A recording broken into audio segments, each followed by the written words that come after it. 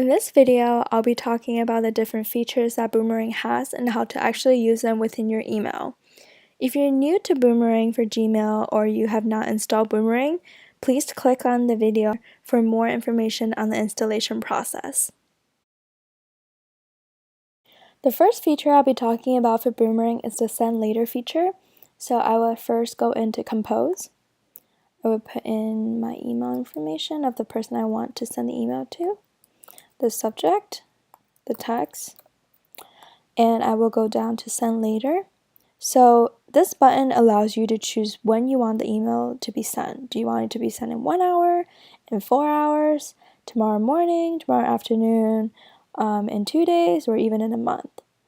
Usually I try to choose a specific time just because of personal preferences, and also right now it's at 10:30 at night and I want this email to be sent tomorrow morning.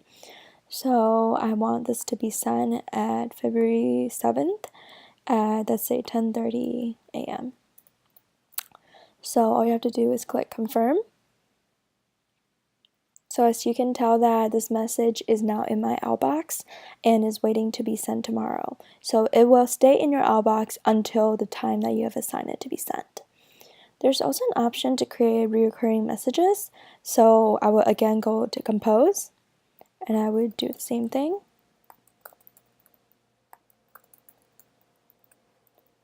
And I would go into Send Later and I would click on Schedule Recurring Messages.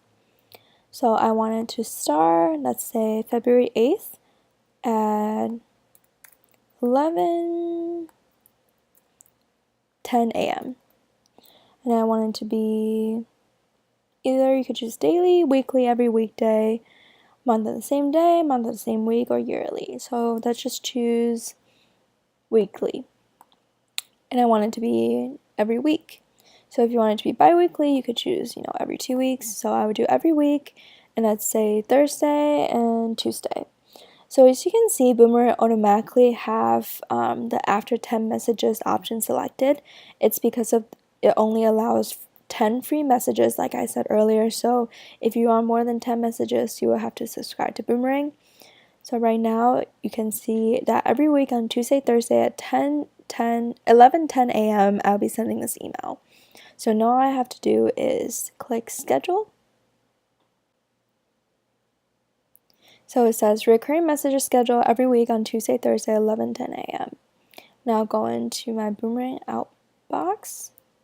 And you can see that this recurring message is being scheduled and waiting to be sent at the correct time. The second feature I'm going to talk about for Boomerang is the Set Reminder feature, which allows your emails to reappear in your inbox when you want certain actions to be taken at a later time. So right now you can see I have an email called January electricity bill. So I click on it. It says your electricity bill of $100 is due on February 8th, 2018. Since today is only February 6th, 2018, I don't really want to do this right now.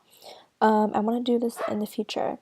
So as you can tell, Boomerang has detected that February 8th, 2018 is mentioned in the email. That's why it has popped up Boomerang this the day before, the morning of, 2 hours before. You could choose these options, February 8th, 2018. So this is just kind of like a shortcut if they detect a day or a time in your email. But I do not want this time option, so I would just simply go up here. And I'm going to, here again are some easy options for you to choose from, but I'm going to choose February 7th. And let's do 10 a.m. And I'm going to hit confirm. Right now, this email has been boomeranged to reoccur again, like here on February 7, 2018 at 10 a.m.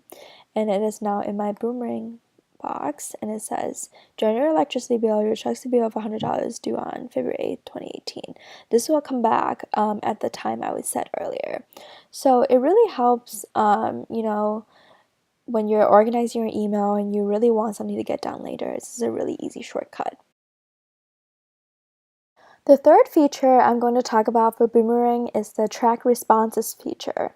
So if you have an email that requires someone's response and you want them to reply, there's a option to have the email resurface to the top of your inbox if they do not apply, or if they do not open an email, or if they do not click on the links within your email. So all I have to do is go into compose. So let's say I'm writing an email that requires responses. So I'll put, the information in, and I'll write reply by March 10th, 2018.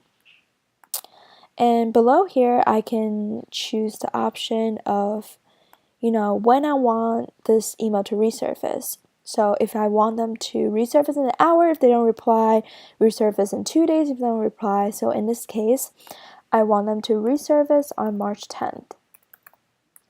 And that's put 9 a.m. Now click confirm. And right here, like I said earlier, you can choose if you want this email to resurface if they no reply, or if it's not clicked, or if it's not open, or it's regardless. So in this case, I want to choose if no reply. And you can also choose send later or choose send now. So send later, like the option I talked about earlier, this can be sent tomorrow morning, and this will still resurface if they do not reply by March 10th. But right now, I just want to send right now. So my message has been sent, and by March 10th at 9 a.m., if they do not reply to my email, the message will reappear up here. So right now I have an example. So I have this email that says reply by February 6, 2018, but this person did not reply by February 6, 2018, so it has a little tag that says Boomerang returned, which means this email has not returned to the top of my inbox because this person did not reply. So I'm going to click on it, and it says message moved to the top inbox by Boomerang because there was no reply. So this tells me that I should probably send this person a follow-up email and remind them to reply to the information I had up there.